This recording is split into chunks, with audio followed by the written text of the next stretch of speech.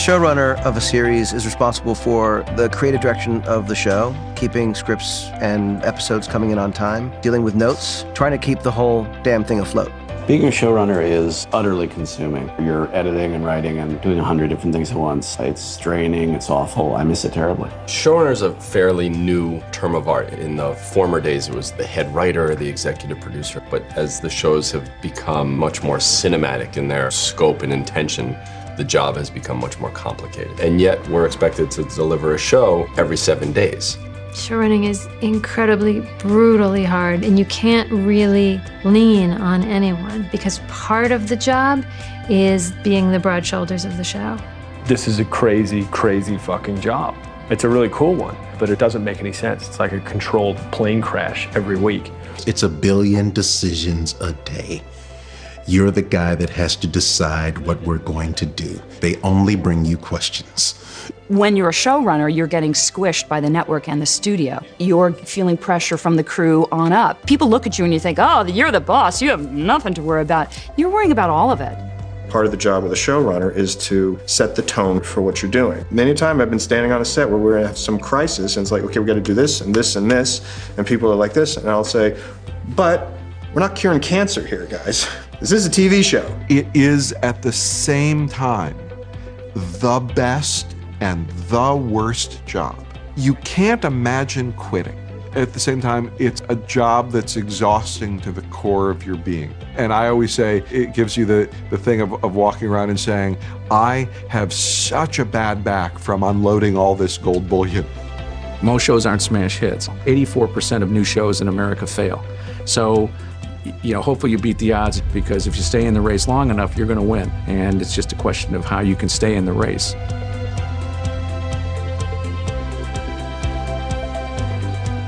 The showrunner is the lifeblood of a television show. It's a collaborative art form, but you still need that one central voice through which all these marvelous creative contributions are processed. The age of writers and showrunners being anonymous is over.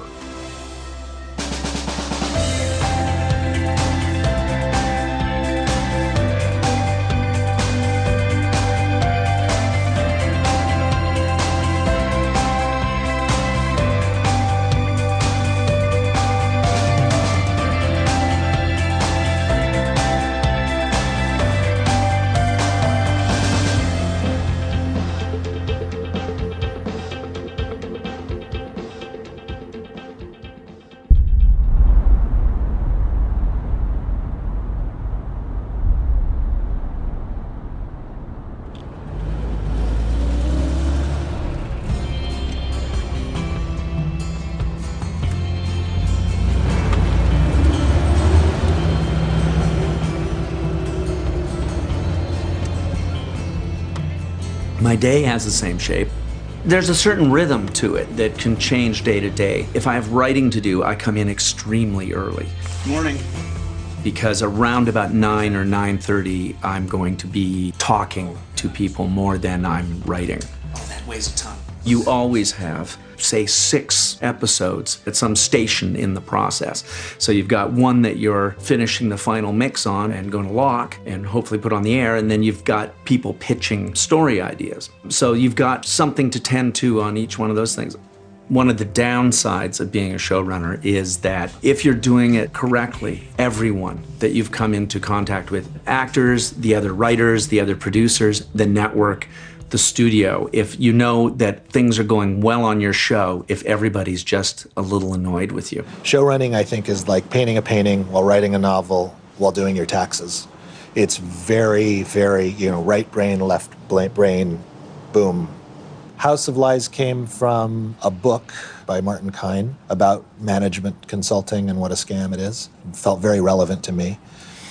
Well, when you get to the point of making a show, it's pretty sexy in its own way. I get to make a half-hour pilot. If, God willing, the show gets picked up, I don't know exactly how I'll work it. I want to write as much as I can of it. The show running part, the administrative part, it's really not for me, in a way. As somebody who's a writer as much as anything, that's the reason they let me do any of the stuff that I do, is that I can write okay. When I moved to New York trying to write plays, Joanne Woodward and Paul Newman saw my first play called Diary from Avenue B. Joanne found something in it that she liked. They were just dead set against any of their protégés going to Hollywood, moving to LA, writing for film, acting in films, doing television especially. They were absolutely against it. Of course, all of us have.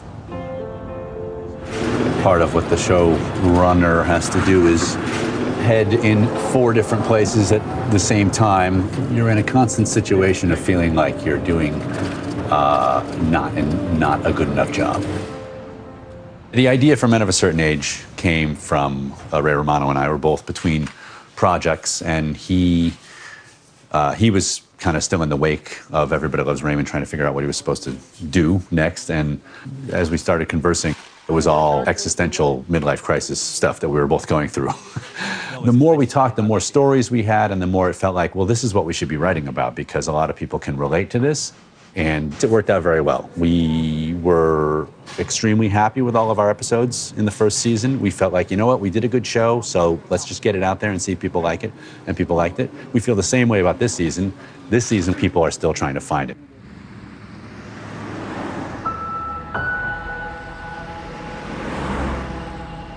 If you have to remember only one thing, it's 4 words: quality scripts on time. If you don't have quality scripts, then what's the point of doing any of this? But if quality scripts don't come on time, you're going to be off the air. If your script is late, it's not enough to simply say, well, it's good. I don't care if it's the 4th day of prep. You got 180 people that are trying to do their job, and you've just made their job so much more difficult. You've made your budget soar, and when push comes to shove, all things being equal, when the network and the studio look at the hot costs and look at what the show has done, they say, either we want to be in business with that person again, or we don't. Nothing will get you out of it quicker than arrogance, ignorance, and being over budget and behind schedule. You know, studios tend not to like that. I think there is a renaissance going on in TV. I think it's a combination of so much of feature writing has gone downhill, and the middle class of feature writing has disappeared. So I think a lot of people who really felt frustrated come to TV and go, oh my God, who gave us all this freedom? Might be less money, but wow, I have stories I want to tell. I'm going to tell them. As difficult and as time-consuming and as stressful as it can be, I mean, creatively to be able to, you know, tell these stories and have the control over it that I do is such a rare thing. You know, there's a lot of people who are great writers who really don't necessarily enjoy the process. And I really do. I love the first draft as much as I love the rewrites. The idea of really having those characters come alive in my head and hearing the words is just, it's the rush for me. Your ambition every time you're making an episode is for it to be the best episode that you've ever made. But the reality of the situation is we're writing a script every 10 days. And, you know, we began to realize like every episode is not going to be a home run. And we started looking at the seasons as a whole as opposed to a sort of episode by episode analysis. But at the end of the day, the legacy of the show is going to be there's 6 seasons up on a shelf and you can watch them one after the other. So the bad episodes are going to come out in the wash and the good episodes are also going to come out in the wash. All that's going to matter is, you know, what are the peaks and valleys of the storytelling as a whole.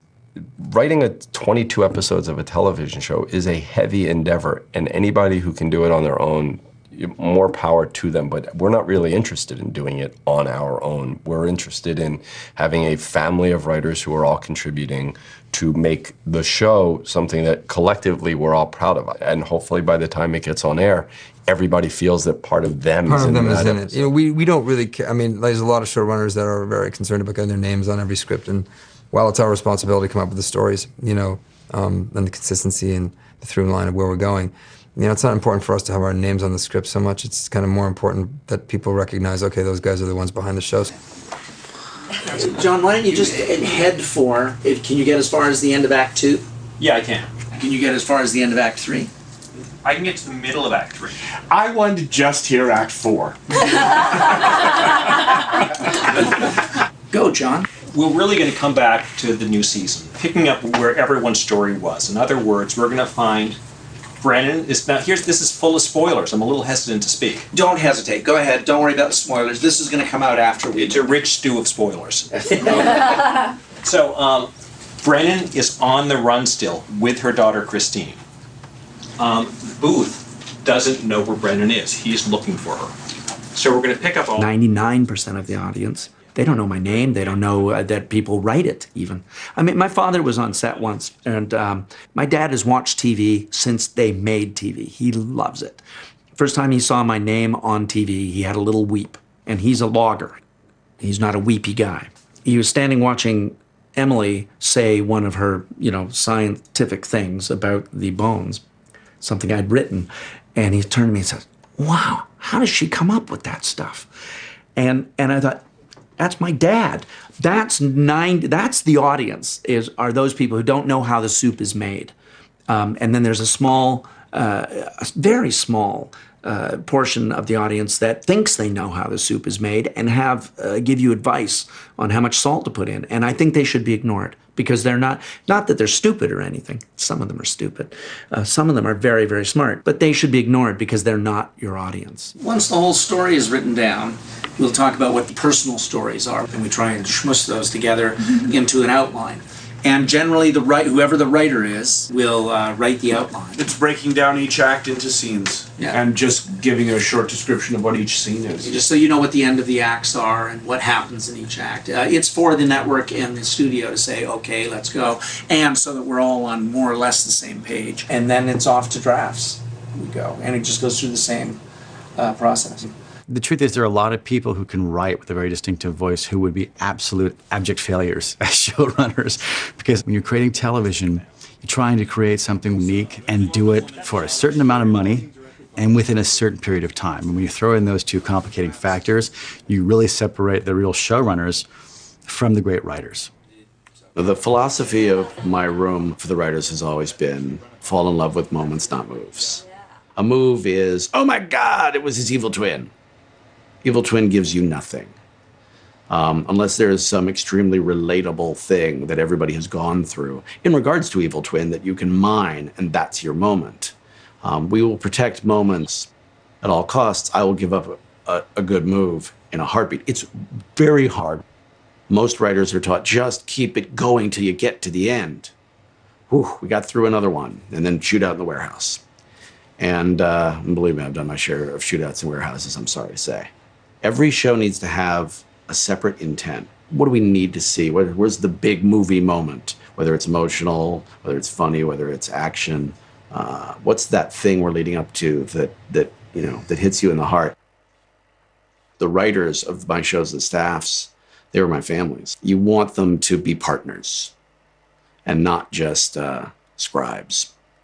Frankly, if you're lucky, you get to take each step along the way. And I did from assistant to staff writer, and then you go to story editor, and then executive story editor, and co-producer, and supervising producer, and co-EP, and then executive producer, and then showrunner if you get a show.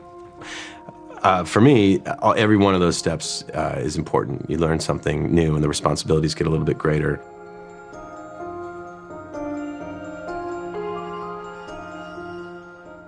Dave Cobb, writer's assistant. Todd Helbing, story editor. Aaron Helbing, story editor. Misha Green, story editor. Brent Fletcher, co-producer. Jed Whedon, co-producer. What I love about this room is that there's no power plays. Nobody's trying to get over anybody else. I've been on shows where it was very clear that there was. I am the king. Let's not forget that. But besides that, everybody's equal. Me and the little king, broach no dissent. When I graduated from UCLA, I thought, okay, 6 months to a year, I'll, get my career going and break in. And during that time, I got a job as a English as a second language teacher at a Japanese school in Van Nuys. But I thought, 6 months to a year. 6.5 years later, I could not get arrested. Everything I tried, nothing happened. We'll get the full outline by the 22nd out to everybody. Notes or no notes, I want to send you out the script on the 23rd. And then we are in the end game of the final episode. Mm-hmm. I'm sure everything will be great. They'll love it. I was 33 before I had my first professional writing job. After 4 seasons on his teen sex comedy, I was desperate to get into like mainstream network. I took my favorite show on TV at the time, Buffy the Vampire Slayer, and I wrote a spec. That got into Joss Whedon's People's Hands, and I spent the next, I think, 8 weeks chewing my nails. And then I finally got a call that Joss Whedon wants to see you. That was when I felt like my career has really started. During the dark days, the thought would pass my mind about giving up, but honestly, it was the only thing I felt really passionate about. It was the only thing that I thought I could do really well. Part of the main job description in the writer's room is you're the guy that has to come in and shit on everybody, which I actually hate doing. But are very good at. Well, you know, I try to do it with a wink and a smile. One of the things that I've seen go horribly awry with other shows is to not make a decision. You need to make a decision, whether it's good, whether it's bad, whether everybody agrees with it. You got to make a decision. There are 2 approaches I think you have to be careful about when you do TV. One is to not know at all where your show is going to go. And then I would say the other worrisome thing is to really think you do know where your show is going to go. And what I mean by that is there are some shows where they go, we have a 5-year plan. We know exactly what's going to happen. Well, I'm always suspicious of that because these ideas are really hard to come up with. And if you come up with 5 seasons worth of ideas in the last 2 months, then my guess is they aren't the greatest ideas in the world, because I know the shows I've worked on, it's taken us a lot longer to work it out. At the same time, if you don't have any plan at all and you've got a pilot that makes an entertaining hour of television, but you don't really know where it leads and where it goes to, I think you're going to be in big trouble. My job when I'm producing a show that I haven't created is to help the creator and the showrunners do their job. But people like Jonah Nolan, who created Person of Interest, someone who had done such incredible work in film and was just dying to tell the story as a TV series, and along with Greg Plageman, do an extraordinary job running that series. My job is really to kind of support them and what they need. So rather than being someone who sort of calls them and starts to mandate stuff out of the blue, you know, I would much rather be someone who is there when they need me to be there, but not someone who is trying to impose ideas on them, because really it's their show. A showrunner friend of mine who asked me when I was pitching the show in the first place, he's like, yeah, well, what's episode 6? And that was his big question. Like, do you have a franchise? Is there an idea that's durable with the show? And I think you and I had to generate, we were in New York, and the pilot was a fucking disaster. I mean, front to back, across the board. It was just, you know, anything that could go wrong went wrong. What did you guys come up with? What do you The larger question of, are you going to be able to tell a story of the week and a bigger story? For me, was answered in episode 7. I think that was the defining moment for us in the season. We're coming to it saying, we're going to get fucking bored if it's just going to be this every week. That's not what we signed on for. That's not what we wanted. And the only way for people to really feel like the show has any stakes is for our guys to lose, for our guys to fuck it up. Between a standalone there was some resistance to it. There was no win at the end of the show, which is the network's big thing. It's like, well, our guy lost. It was an own goal. Yeah, but the twist was so great, and they threw down the gauntlet and said, that's the kind of show we're going to be. And that was the closest we had to sort of a creative argument with the network, not to talk out of school.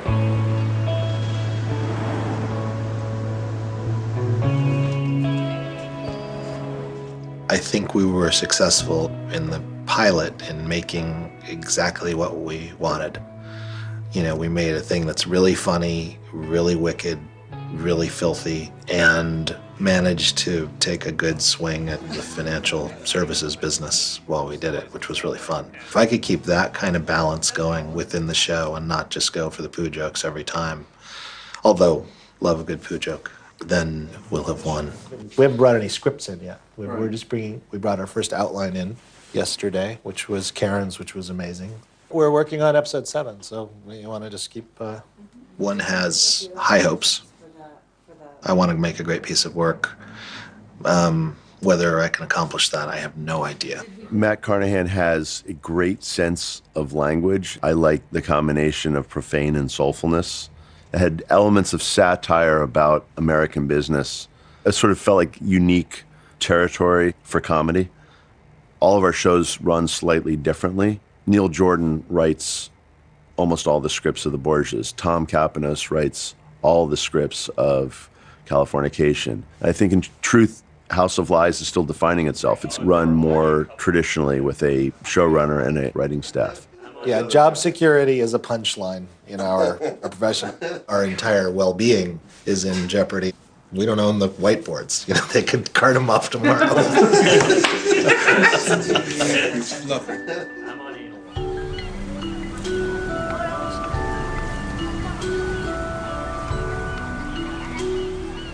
I had no real career path planned out. My career strategy was if you offered me a job, I would take it. So you look at my resume and it's just all over the place. I don't think you could figure out what I was doing. That was a really tough show for me. That is not my world, not my milieu. I wrote 3 of them, and I think consistently they are like the lowest rated fan favorites in the series, and I totally, I copped to that freely. I should not have been writing that show. The main thing that David tried to impress upon us as writers was to always be entertaining. I actually have a sign in my own writer's room that just says, be entertaining. So, if you think about The Sopranos, it was funny, it was violent, there was great music, there's action, there's just a lot going on there. Something that you just always keep in mind, first and foremost, you're putting on a television show. No matter what else I do in my career, that will be the experience that I compare everything else to. I started dating this girl who worked at Star Trek The Next Generation, and she said, I could probably get you a tour of the sets. Turns in retrospect, that was the key moment of my career, because I just decided, what the hell, I'm going to write a spec script called The Bonding. There was this young man who was giving me the tour, and I conned him into reading it, and turned out he liked it, and he was one of Gene Roddenberry's assistants, and he gave it to the late Michael Piller, who bought it.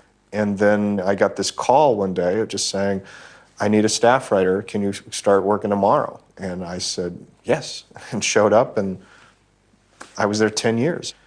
When I started at Star Trek, it really was the fulfillment of a lifelong dream. I was a very serious Trekkie as a kid. I loved the old show. And then I killed Kirk. I co-wrote Generations and killed my childhood hero. I literally killed my childhood hero. I wept when I wrote it. It still moves me when I think about it. I don't know anyone else who has that experience. I don't know how to take it in and understand what it means to my life, what it says about me, what insight it gives into my soul. It's a unique experience that I don't quite know what to do with. I never thought I'd be writing television. What I loved about journalism, what drew me to it, is eventually what repelled me from it. What got to me about covering real events is that body on the floor doesn't get back up. And it got to be relentless and really profoundly disturbing. In October of 1977, I was doing Franklin a decided to third target school Jews, shooting, so he and I just had this moment where I walked away and I just thought, I can't do this anymore. You said that you cried about shooting Larry Flint. And that was the moment I thought, well, then what the hell am I going to do with my life? But with that very first script, it was like a whole new world opened up for me, and I thought, I get to fictionalize all these things that I've seen. Reporting live from Los Angeles, I'm Janet Tamaro for ABC News.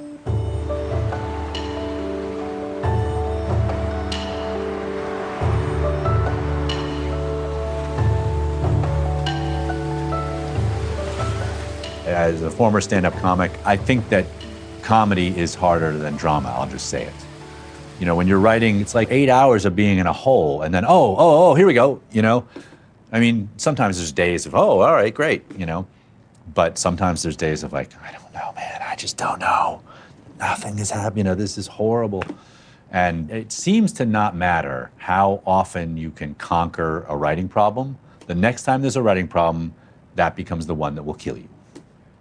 When you're done with writing, you have the I'm awesome feeling. Look at what I did, oh my God. Of course, I've had that after writing like a one-line email too. Wow, that was pithy. Wow, nice work. I think the challenge that comedy presents that drama doesn't is moving people into ridiculous situations. Our slang in the room is you have to close all the other doors so that the only door available to this character is the door that leads to the big block comedy scene you want to do. And that's difficult. The more episodes you write, the more stories you've told and can't tell again. And that becomes harder with every episode. It's harder on the second episode than on the first, harder on the third than the second. But The storytelling within the episode doesn't change.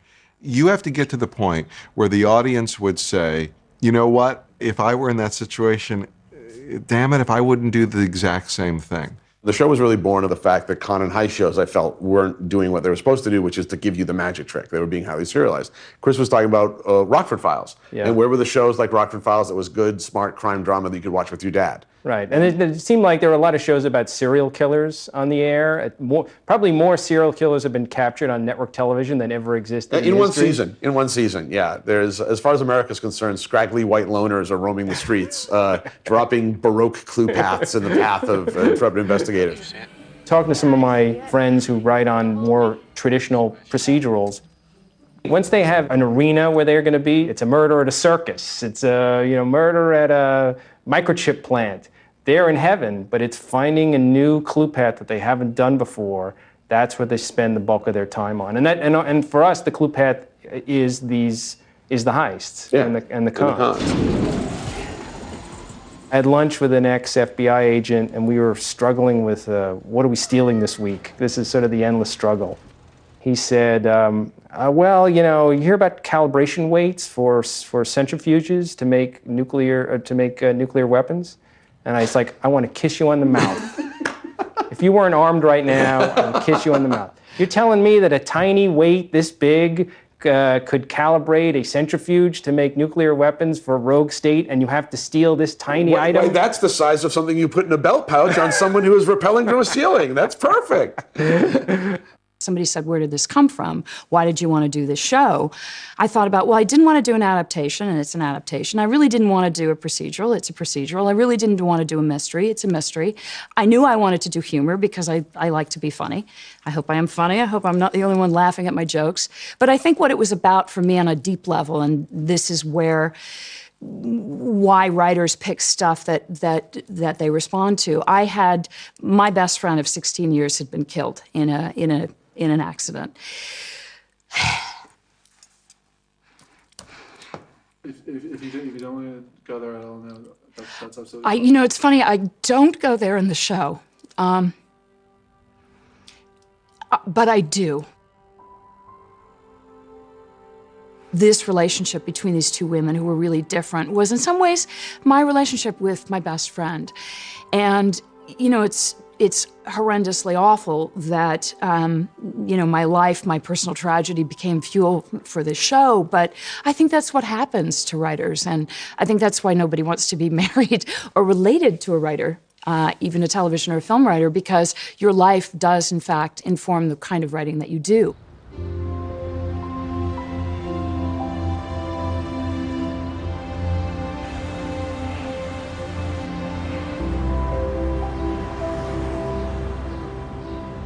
This might be much debated in this documentary, but I do think that good creative executives do make an important creative contribution to the successes of the show. It's not about telling somebody how to write it. It's about giving them good counsel. I tend to work very directly. I have a lot of opinions and feelings of what I think is interesting, what I think is boring, what I think is fresh, what I think has been done before, and I communicate it. I am very clear it's their show, and I tend to win the budget wars. They win the creative wars. There's no show that goes on our air where we don't have general consensus between the writer, showrunner, the lead actors, and the network. When there's not consensus, that's when you make crappy television.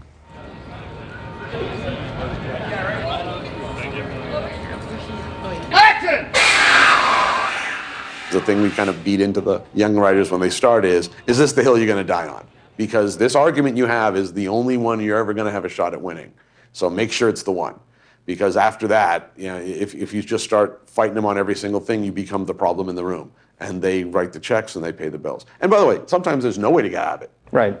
A lot of times and sometimes it is the hill you want to die on. I mean, Yeah. if that's really what the episode is about, and to take the note is going to undermine everything, Don't not have a hill. You Yeah, want yeah, to you have have some a hill. integrity, Yeah. but make sure it's the hill. Yeah. Working on Dirt was all kinds of things. It was a difficult experience. It was an enlightening experience because Courtney's character wasn't even in the script when I wrote it. The network really wanted a female-driven series So I created this character for Courtney. So in a way, my original vision was compromised from the time I said, okay, something as simple as going, okay, I'll do that. And from there, it deteriorated. It was challenging. And John Landgraf and I, the head of FX, we went at it. We really struggled. And it was ultimately an incredibly difficult and really rewarding creative process. I feel like the pilot I got to make was amazingly cool. The first season I got to make was really cool. The second season, he just said, this is what we're going to do. And I feel like it wasn't so good. I've never seen the second season of Dirt, nor do I want to. I've probably spoken out against the behavior of the people at the top and the networks 2 or 3 times in my career. And now I find recently that I have a reputation. I've gotten a little bit shirty and I've gotten insistent and I've drawn the line. But the moment you forget that the executive you can't stand might be the only person in the room who has the right idea about how to fix something, you're going to lose. I don't think you need to treat anybody like your enemy unless they are actively trying to destroy you, which occasionally does happen. There are those kind of people out there, but they're not many. I am, and I always have tried to be a company man. And yet now I find that I'm this hot-headed maverick, which is amazing because, you know, I'm afraid of 4-year-olds.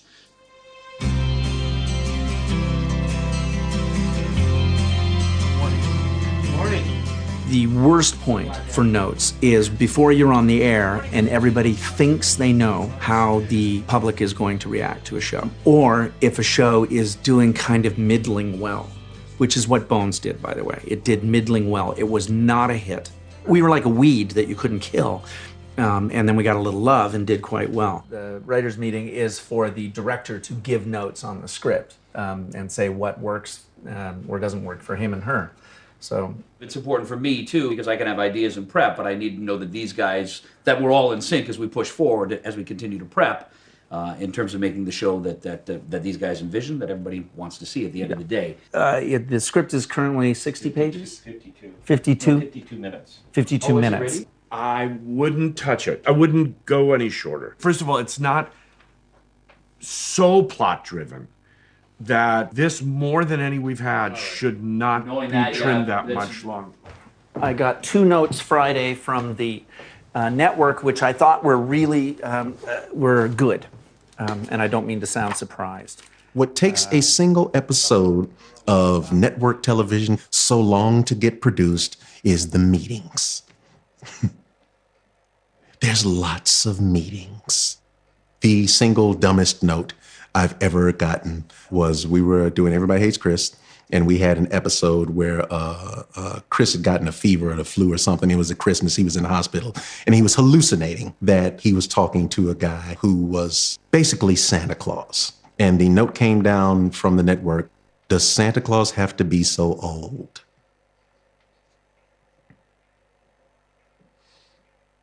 One of the funnier notes I ever received was right after CBS picked up Swingtown, and I went to this meeting, and Les Moonves, God help me, if he's watching this, Les Moonves tells me that he loves the show, and we got almost through the whole meeting. He says, I got one note. I said, what? And he goes, I don't think the neighbors should sleep together. I said, you don't think the neighbors should sleep together? And he said, no. Well, it's called Swingtown. It's about swingers in the 70s. Like, what do you want them to do? He says, well, that's why you're the writer. I can't believe I'll never work at CBS again.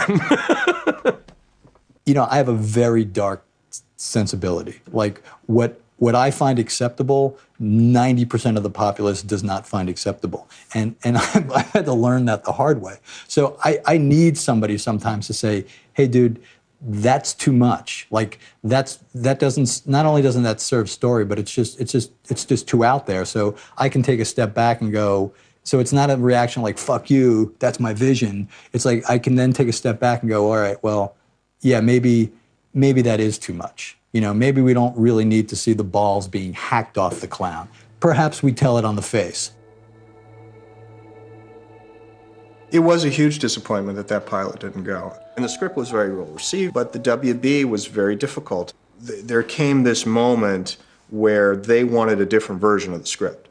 And they had brought in another writer over my objections, which is, in retrospect, I can't even believe I allowed that to happen. But at that point, I was very young. It was my first pilot.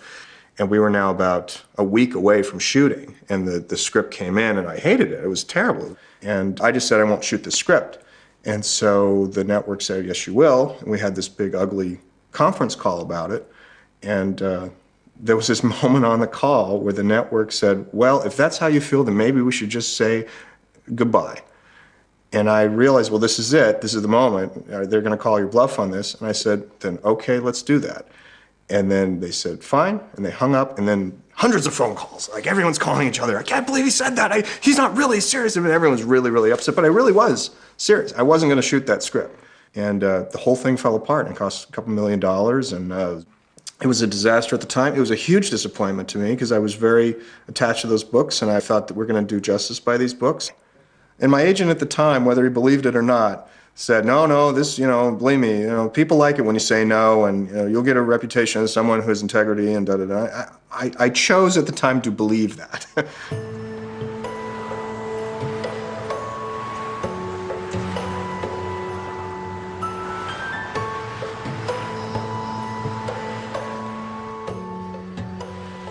We always wanted to reward the viewers who watched week to week, but not punish ones who are coming new to the show.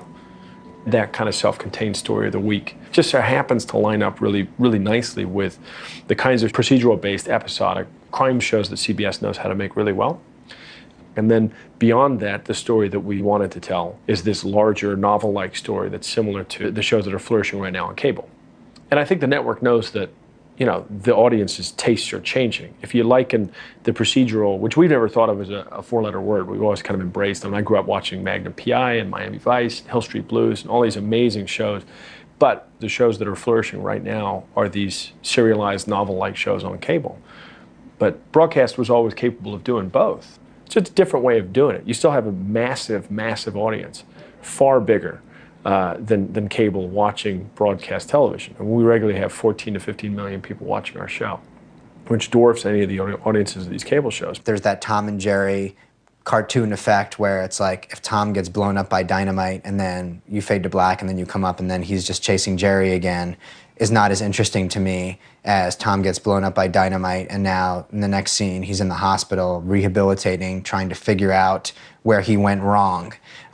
So, I do feel like life is serialized. Life is not a procedural. And therefore, that's the kind of storytelling that I like to watch, and it's the kind of storytelling that I like to write. That being said, I think that it's unfair to categorize shows as procedural or serialized or one working better than the other. I think that that's what networks like to do, but at the end of the day, if you put something cool in front of them, they don't care whether it's a serialized or a procedural or a marriage of both. I think there are shows like The Good Wife now that are procedural shows, but are actually stealth serialized shows, and that's why they're getting nominated for Emmys. We would agree that it's a bit of a wolf in sheep's clothing. There are certain elements that we have to satisfy to be on CBS, to be a show that has a story that we tell within the episode, has cases. And so it's partly that and partly characters that weave through it. We don't do a lot of just character scenes or just personal scenes, that the personal tends to come on the procedural plot. We do 23 episodes a year. These other shows do 13 a year. I wouldn't call it bitterness on our part that we have towards cable. Cable is very much the grass is greener on that side.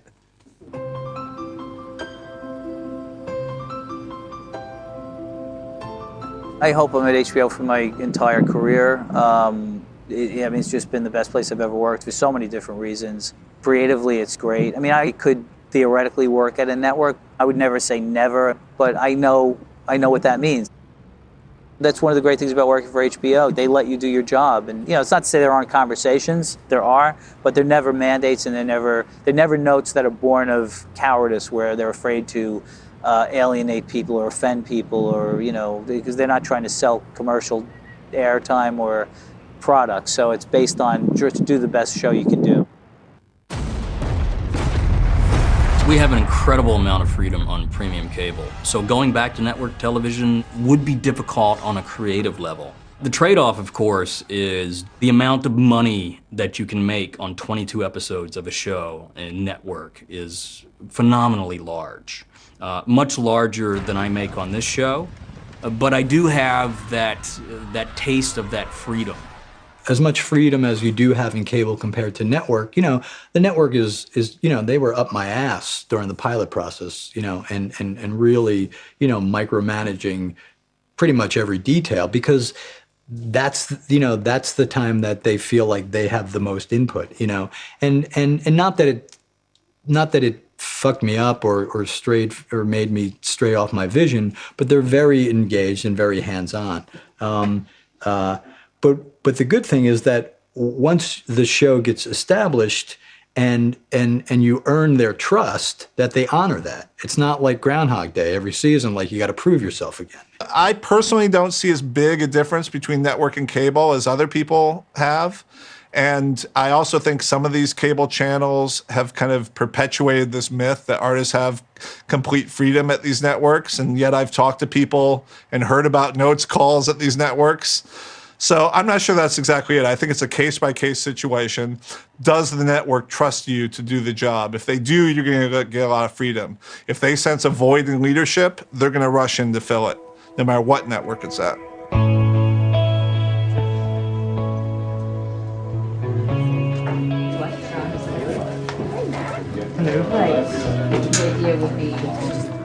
We're going to have a set of, there's going to be a quartet playing, piano, cello, violin, viola. Once we get the okay to book them, then I'll get sizes to you. Is one of the stand-ins. Okay. I think between casting the next episode, being on set for the episode you're shooting, being in the writer's room, dealing with budgets and everything, I would say that showrunning is as much a feat of choreography as it is of anything else.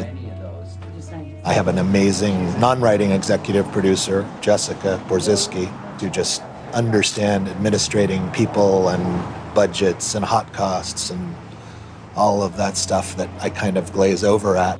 The skill sets to be a good writer and to be a good manager are almost diametrically opposite. I think writers tend to be skeptics, critics. They're fueled by anger, by curiosity, by outrage.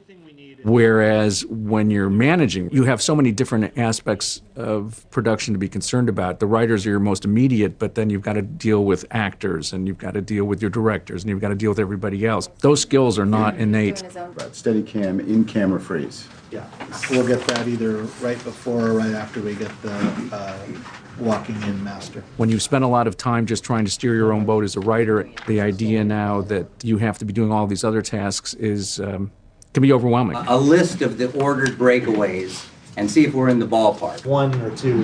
Showrunning has this kind of glamorous patina to it. You know, the guys who run Lost, and you know, it sort of seems like one fabulous party of, you know, being creative and fooling the public and being, you know, brilliant.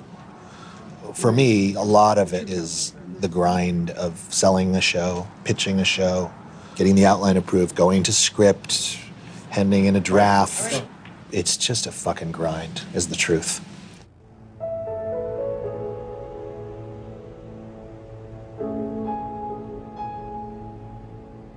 Because we're doing a period piece, everything is exponentially more complicated and time-consuming. Every actor, every extra needs a haircut.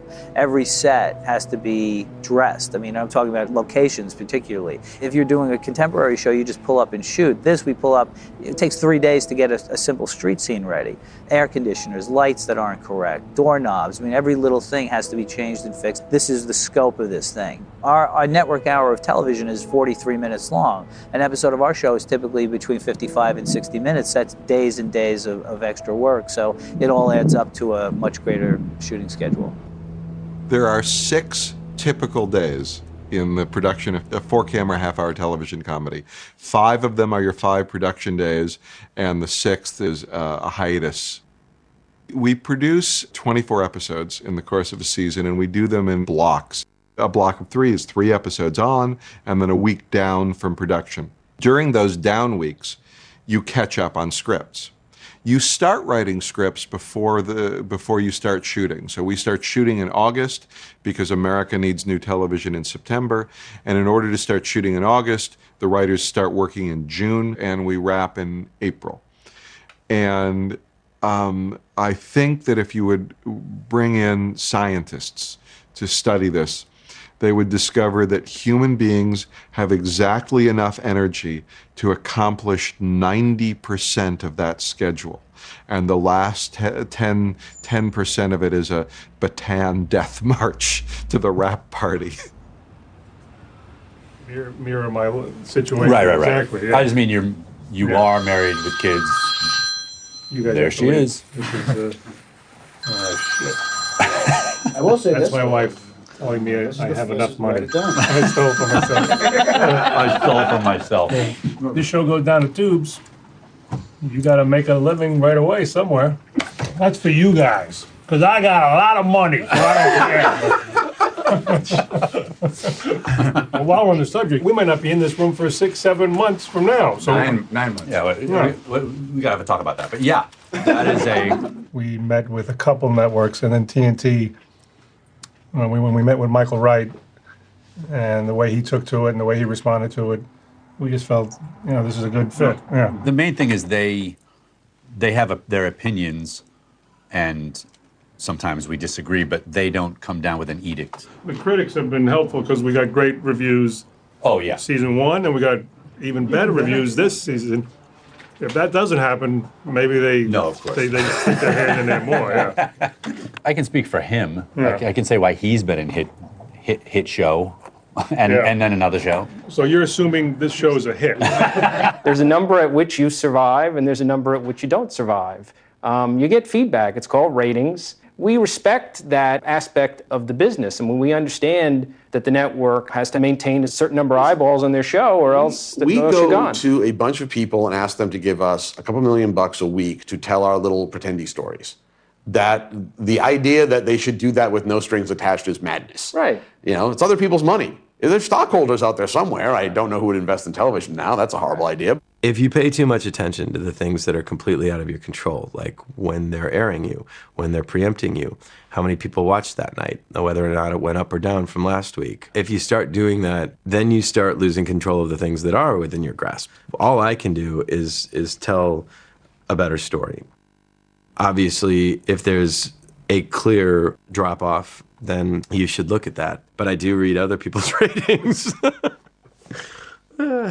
The thing that men do, women do this too, but I don't tend to do this. They focus on the number. What's the number going to be? What's the number? And I poured myself into bed at midnight, the night that we aired. I couldn't even watch it on broadcast television. I shouldn't tell anybody that. I didn't watch my own show air. I've been on so many failed, canceled shows. And I just thought, oh God, please be good enough to stay on the air. Went to bed, and 6 hours later, my husband is poking me, and he has his computer with him, and he says, I think you want to get out of bed. And I had, of course, slept through the early Nielsen and all the phone calls and the texting, and I said, no, I don't want to know, which is very cowardly of me. And he said, yeah, I think you might want to know you're the most successful show in basic cable history. And I said, fuck you, that's not funny. Which is not nice of me to say to my husband. I really thought he was kidding. I looked at it, and I stared at it, and I'm not being humble here. I thought, how is that possible? How is that possible?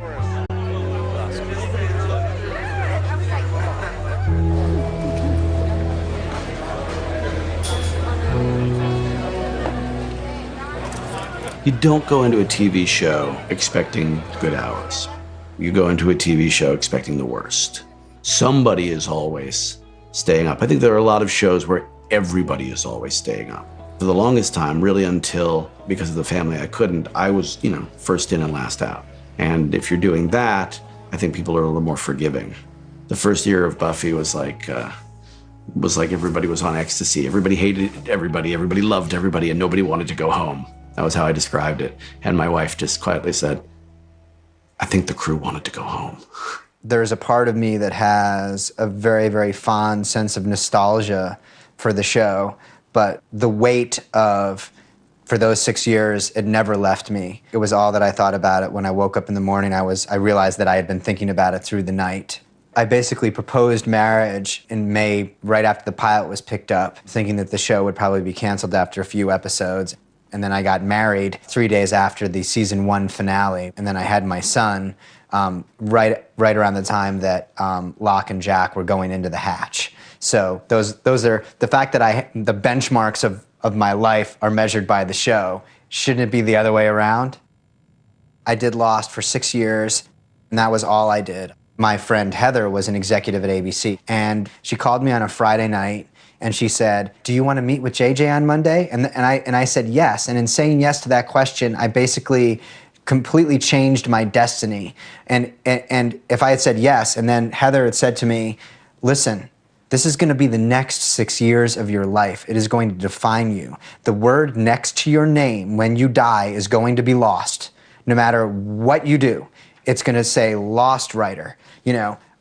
How do you feel about that?" I would have said, "Forget it, I'm not taking the meeting." The burnout rate for showrunners is 100%. 100% of the people who do this stop by their mid to late 50s, whether in success or failure. So that's the problem. It's too good to quit, and it's too hard to do.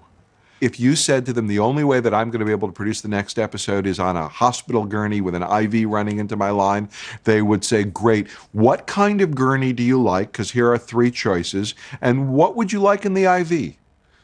There's so much literally to do every step of the way. If we didn't have each other to do it, I think we would go crazy. And there are showrunners, single showrunners that run multiple shows. And I think literally have no idea how that I actually think that you work. can't. I mean, you have to hand it off to someone. But we're having a little conversation about this. If you guys want to leave for a minute. I mean, yeah, because some people say they can run more than one show. I actually don't think you can without giving up on one of them. I mean, I'd love to know how they did it. Yeah. The year I had 3 shows, that I had a lot of focus. 56 episodes, did them all. I don't want to do that again, but there was a grandeur to it because it was the last year of Buffy, so I couldn't drop the ball there. It was the first year of Firefly, so I couldn't drop the ball there, and it was the 4th year of Angel where I thought, everybody knows I'm going to drop the ball here, so I can't drop the ball here because that's where they'll be looking for it. And the emotion that we were going through on Firefly, which was terrible, but so bonding. There is an element of, once you get them all spinning, they kind of balance a little bit. You can go from here to here to here a little bit, but only for a certain amount of time, and then you die of extreme old age.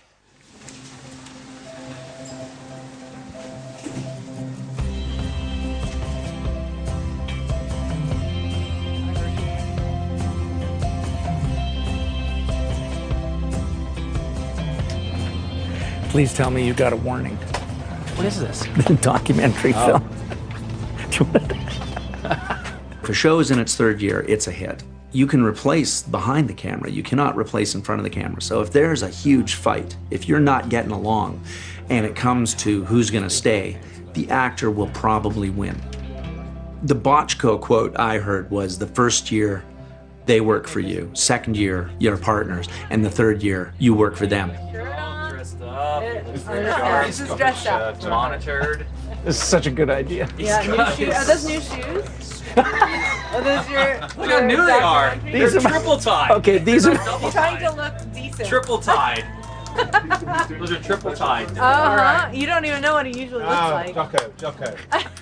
When I'm dealing with my cast, the occasional hot temper is impossible to avoid. If you're lucky, the arguments that you have, it's all based in character and story and trying to do the best show that you possibly can.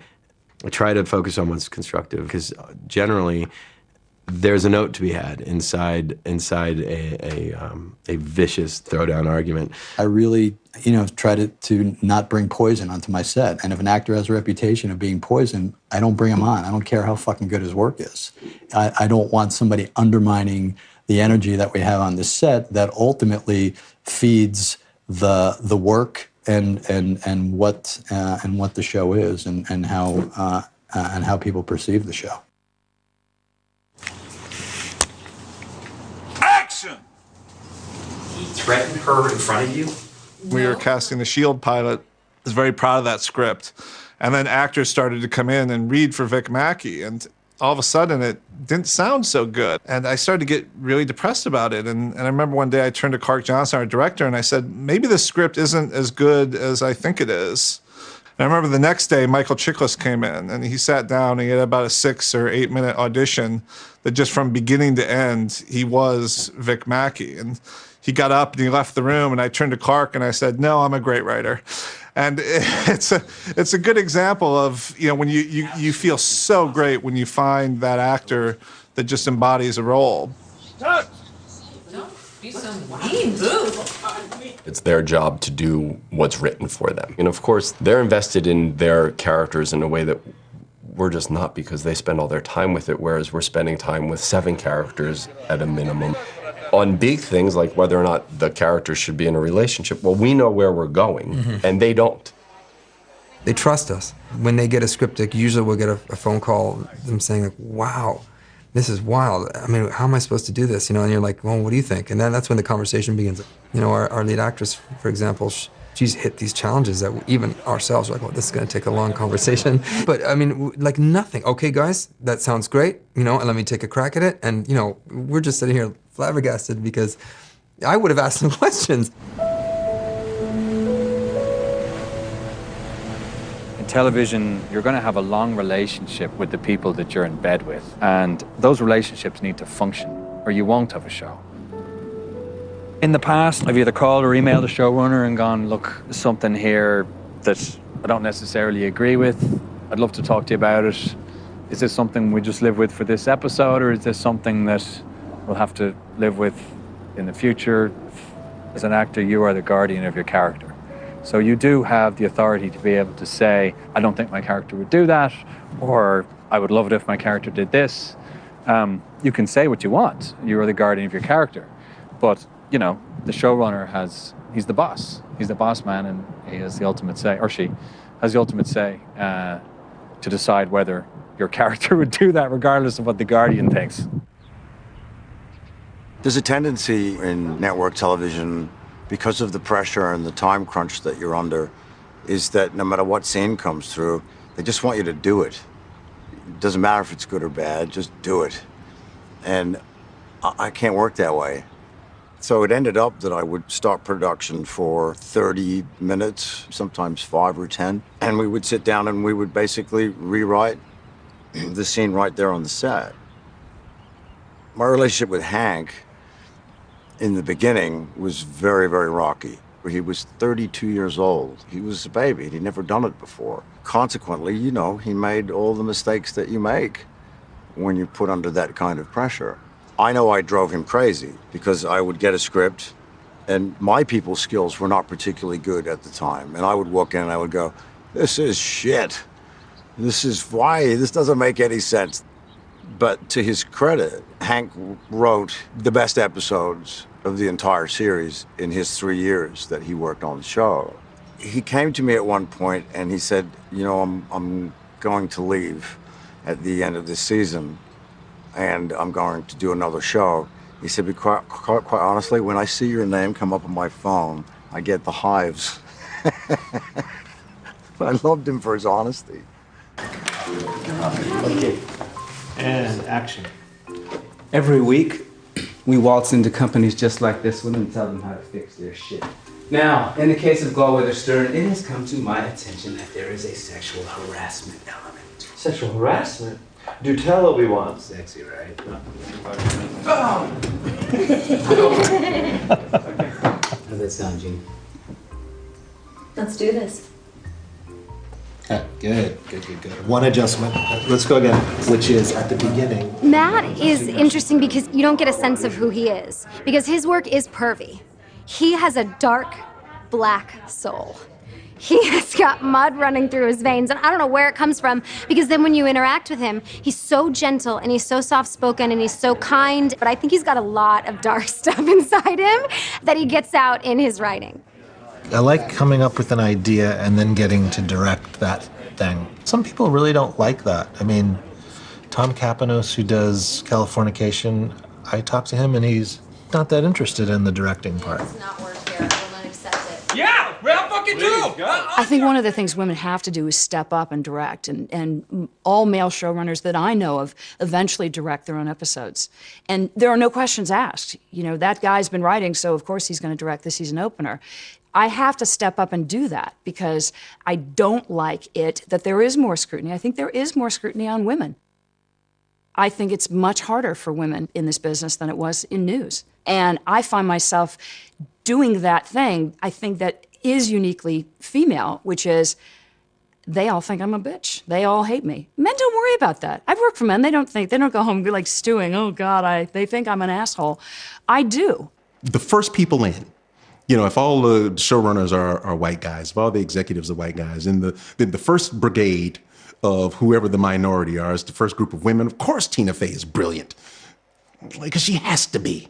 Of course Lena Dunham is brilliant. She has to be. Whatever people might think about me one way or another, I'm good at this. I have to be.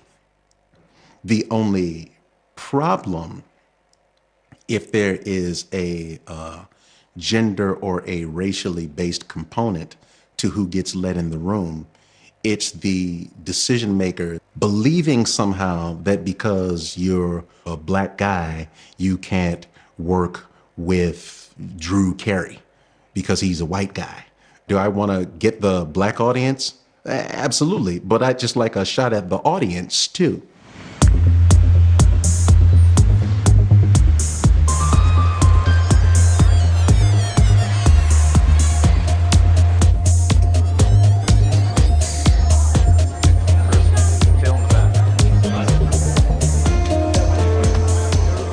I think attending Comic-Con is extremely important, especially for a genre show like Spartacus.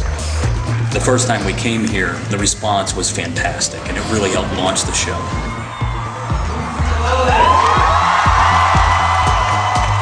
This is a little bit like a rock concert for a showrunner.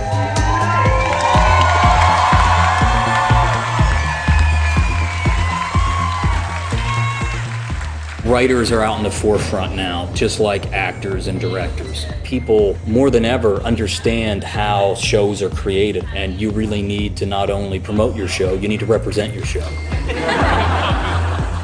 Showrunners were kind of invisible up until now, up until we branded ourselves. You know, the old adage is there's only one thing worse than being talked about, and that's not being talked about. And so, yes, do I need a publicist? Yes. Do I need to Twitter? Yes. Do I need to brand myself? Yes. Do I need to be known as JT instead of Janet Tamaro? Yes, I probably do. I think that given the online fandom community, that people now have a place to go to sort of immerse themselves in the universe of a show that they really like. On a certain level, you kind of require the showrunner to be present in that venue in some fashion, because the showrunner ultimately is the one who has the answers to the questions that people have. So there's probably a certain rise in celebrity that goes along with the showrunner. When I started out, the idea of an internet community was a very, very fresh idea. And the fact that I was able to wade into the middle of that, and so were my writers, and when they wanted to, my actors, that was a new phenomenon. And to be able to write and have people recognize you and be able to speak to you about it is more than a writer usually gets. I think the internet had to exist in order to sort of create the story of the showrunner. Can you imagine if David Lynch had an interest in and access to the internet when Twin Peaks came along? I think that David Lynch absolutely would have been communicating directly with his fans. People would have known much more. There would have been a greater sense of authorship there. The internet was sort of just becoming a thing when we were doing Felicity. You know, on specialty websites, we would sort of see early stages of consensus of what people were thinking of episodes, and it really did become clear to me that this was, TV was becoming a little bit like theater, where you would perform something, and almost in real time, you'd be hearing the laughter or the applause or the absolutely painful, deafening silence. And what was kind of great was you could use that as one of your tools.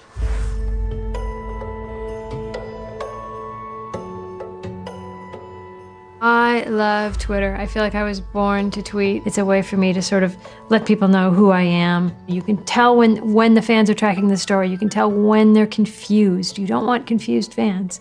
You can tell when they're bored. You don't want bored fans. So it does give you a way to take the temperature. But Twitter could be kind of dangerous. If the writers of Cheers had had Twitter, they would have been besieged by people going, get Sam and Diane together. And, like, sometimes what the fans want is different than what they really want.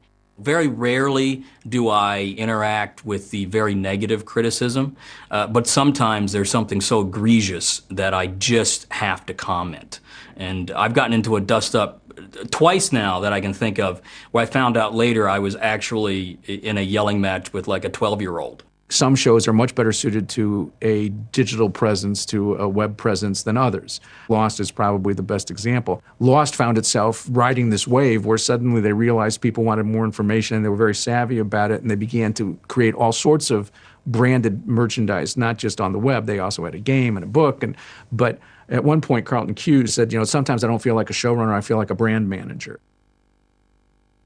There was this demand for us to constantly get out and explain things. And we felt like if we denied our audience, if we basically said, sorry, the show speaks for itself and we're not going to talk about the show at all, that actually would have hurt the show. And so by making ourselves sort of available, ultimately sometimes to criticism as well as praise or questions or anything, we felt that that was in the best interest of the show. That evolved to, by the end of the first season of the show, Carlton and I were asked to do a special where we explained, here are all the things that you need to know in order to enjoy the finale. So suddenly, I'm just a writer who occasionally does interviews with the press, and then I turn on ABC, and there's my ugly bald head, trying to explain what the Black Rock is. And Carlton and I just turned to each other and said, how the hell did this happen? It was putting in my retainers.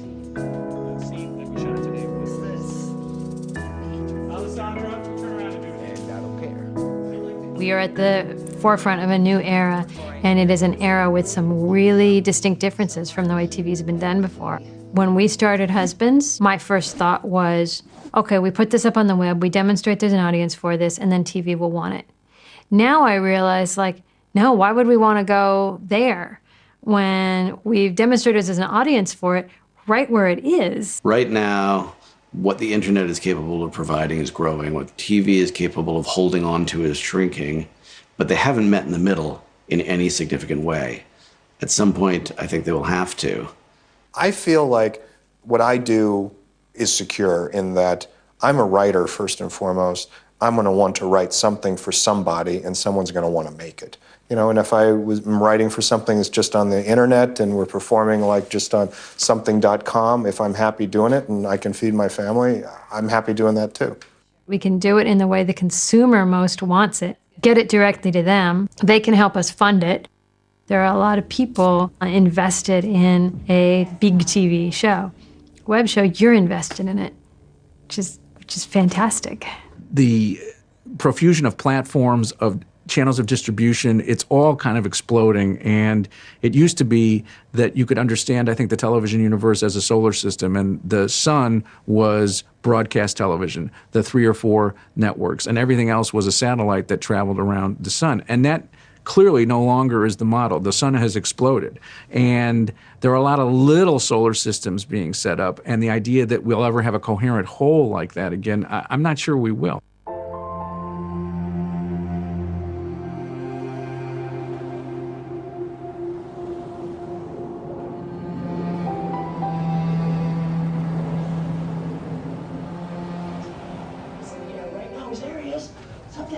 G6 and he's coming here.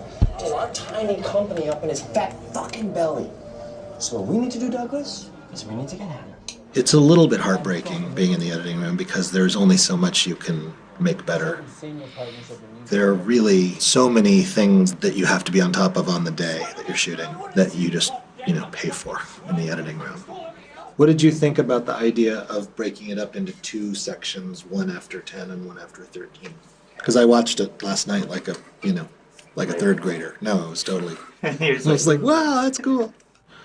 Because I've been writing so many episodes. I have not spent enough time in here. So now I'm doing a lot of catching up. Just like this one, and tell them how to fix their shit. Well, this week it's us. Right, Jeannie? Both the Chicago Code and Terriers being canceled were hard in that I thought we made good shows. I get that if you make something that isn't good, it's going to fail. The hard thing about Hollywood is that good things can fail too. When The Shield was in the middle of all its critical acclaim, I knew that not everything would go that way. So for me, I was like, okay, The Shield kind of gives me permission to fail at this point. And fail I did. I made the shows I wanted to make. We had a horrible name for Terriers. We never could properly explain to an audience what that show was going to be. Chicago Code certainly had its shot, got a big premiere the night after the Super Bowl, got ads during the Super Bowl. I can't say that anybody screwed us. Self-doubt creeps in not about my ability to make what I think a good show is, but where are my tastes aligning up to America's tastes? I've learned the lesson as a showrunner that you can control the things you can control. And unfortunately, you can't control 300 million people and what channel they turn the dial to every night. Anytime you do anything and you put it out there and it fails, it's, of course, a depressing thing. Undercovers is an especially painful disappointment. I sort of did the show because I wanted to do what the studio that I work with wanted. They were looking for a show that was in that vein. And that's not really a good reason to do it. Secondly, I remember being at the Emmys one year and just seeing an amazing array of white people. It was just really the whitest room I'd ever seen. And the idea of, well, if we're going to cast this show, maybe we should look for actors of color. Like, why not? What kills me is, instead of it being a show that said, look, leads of color, equals success, it was yet another example of that not working.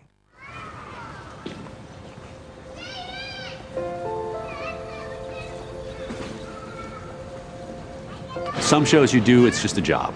This is literally my life. It's extremely personal. People seem to like it when they see it, so it's frustrating that you feel like if you could just get it in front of people, I know we did a good job, you're going to like it.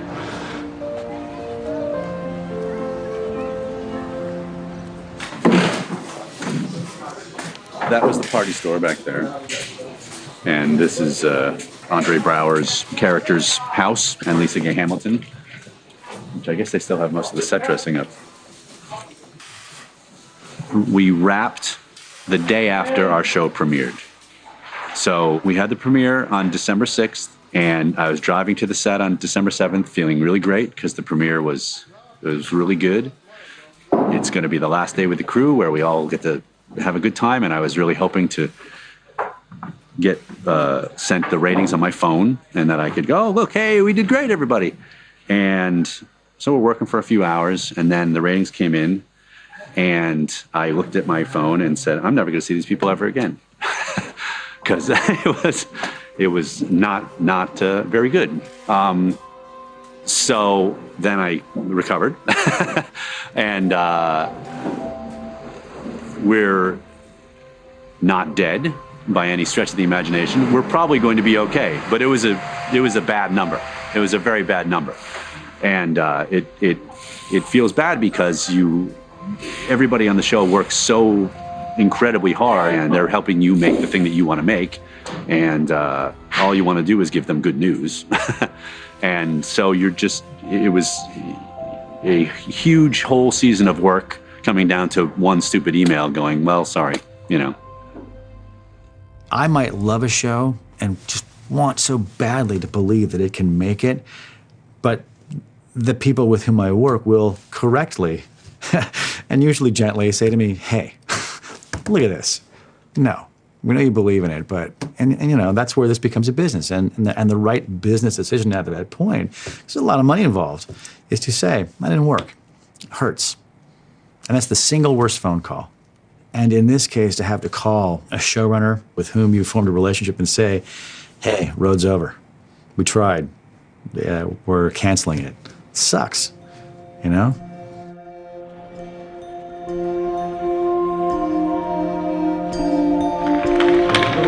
Applause for the cast and crew of Bridge.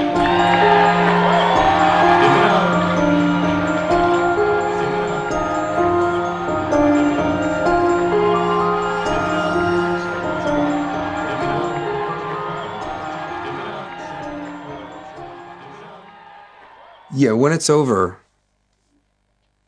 I'll be sad. It's going to be very difficult.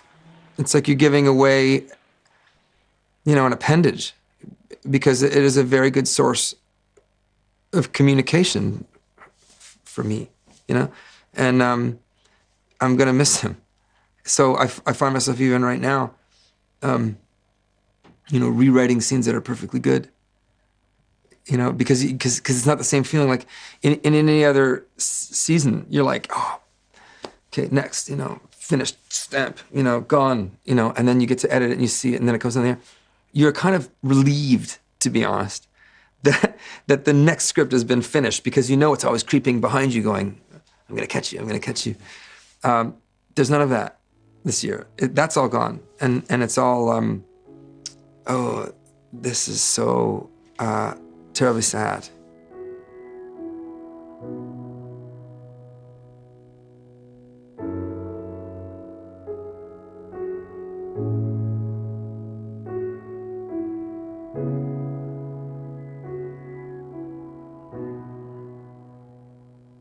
We had this very profound moment of realization, which is the same year that we were going to do our endpoint was the year that The Sopranos finale aired.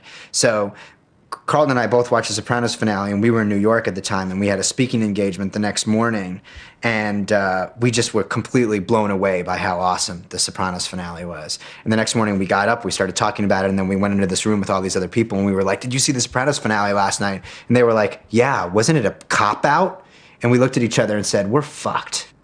As far as getting back into TV, I feel like there's a certain level of expectation that is definitely going to be placed on whatever I do next. Whereas before, I think it would have been a little more footloose and fancy-free and said, oh, let's try this out or let's try that out. Now I'm kind of, holding myself to a very high standard for what is going to be the idea that I kind of take and run with. Every project that suddenly we're involved in or that I say yes to is potentially another, hour I'm spending not with my family, and another half hour or whatever. But there's a wonderful thing about running a series. It's an evolving, organic, living thing. Being a producer but not a showrunner, I can kind of from afar observe this thing, and at times be grateful that I'm not having to do that. But I would be lying to you if I didn't say I miss that job and being there and doing that. And so one day I would love to be able to do that again if they'll have me. The fun of television is that it works at such a pace that you write something on, the first of the month, and then it's airing in a month. It's you don't really have, millions of people are seeing it. It's that urgency that's so exciting and rare for anyone to be able to do. And so, yeah, I do love what I do. There's times where I wish I could sleep a little more. It's hard. You sacrifice a lot when you are in charge of so many things. And ultimately, I would love to be able to give away some of my responsibilities or share them a little bit better than I do already. And I think that for a lot of showrunners, right or wrong, the amount of control that you have in these situations is what makes things feel special to an audience.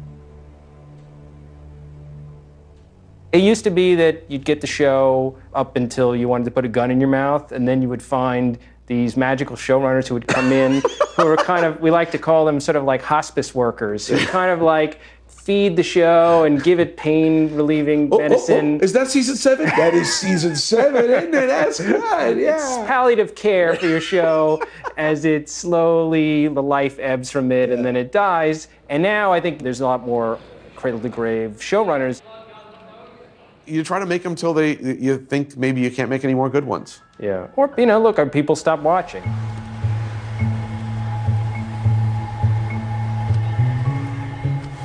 At one point early on in my career, I was worried that I had run out of ideas. I thought, well, what if that's it? What if the well is dry? 10, 11 years later, I'm faced with the opposite problem, is I have so many projects up on my project board that I look at them and realize I'm gonna go tits up before I get all this stuff out there. And then I started thinking, well, there's nothing to say that I have to do all of this. I would love to follow the path of a J.J. Abrams. He's someone that I definitely look up to on not only a creative level, but on a business model. To get to a level where you can have multiple shows on television, where you can co-create shows with the writers you've worked with and love, and you can also have a feature career. I think that is the ideal thing to shoot for. What? It is an incredibly difficult business to break into, especially for people like me. I didn't grow up in Hollywood. I grew up in a tiny little town in South Jersey. I could not have been further from the Hollywood dream, but I had always wanted to make that happen. And, you know, it's kind of a almost 40s gee whiz kind of speech, but, you know, if you follow your dreams and you never give up, you will get what you want. It may not be how you expect it.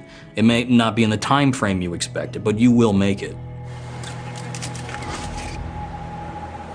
When I was fresh out of college, I remember a job interview where somebody said, "Where do you see yourself in 5 years?" And I thought, I don't know what I'm having for lunch. So that's not a question I'll answer. Where do I see myself? Where do I see this series? I think that this is a series that has the ability to go for a long time. TNT is a great network to be on, and they're not looking to knock you off the chessboard. I'm very happy telling these stories right now.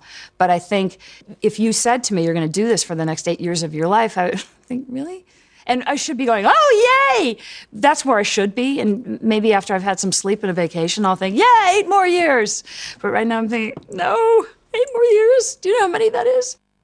When the show got canceled, there was a very protracted period afterwards where I both was happy to have another project to distract me and was having a lot of trouble forgetting Men of a Certain Age.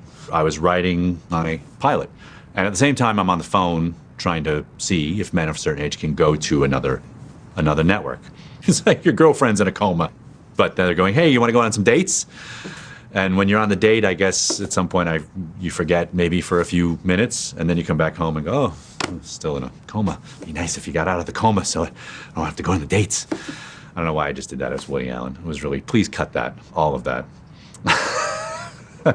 I went into my deal with 20th Century Fox, then that started. So that was the beginning of, okay, time to move on.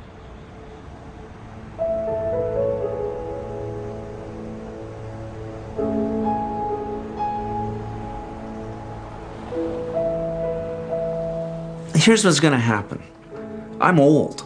I'm 53.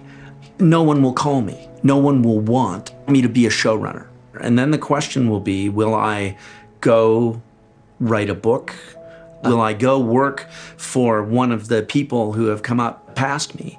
I don't know the answer to any of those things because right now I cannot see past Christmas. But, you know, I'm supposed to be an English professor in Canada. I'm already having more fun than I was supposed to.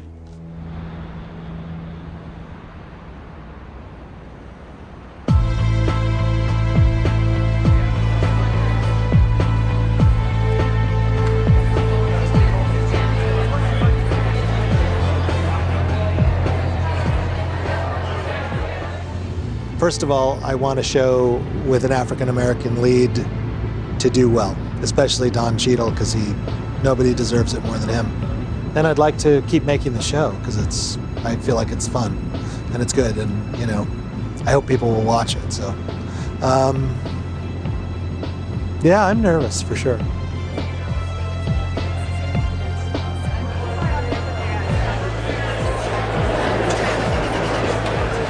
Thank you. I'm so excited to be showing you guys the show. I didn't know that I wanted to make a show about management consultants, but we've tried very hard to hide that fact in the marketing of it, and also hide the fact that it's about rich assholes. No offense to anybody in the room. I'm embarrassed to say that I feel great about it. I usually want to pick things apart, but I actually really feel good about it. But the biggest challenge making the show is encountering myself every day and what I'm capable of, and kind of stretching the limits of what your talent is and what your experience is. And thankfully, I've done it a couple times, so I've made a lot of big mistakes, and so I think I've learned a lot from those. This is a major time commitment. It's been, you know, a big chunk of my life for the last year. But I would happily do it again if I got the chance, for sure. It's amazing to get to just do it right once, you know. It's amazing. Totally worth it.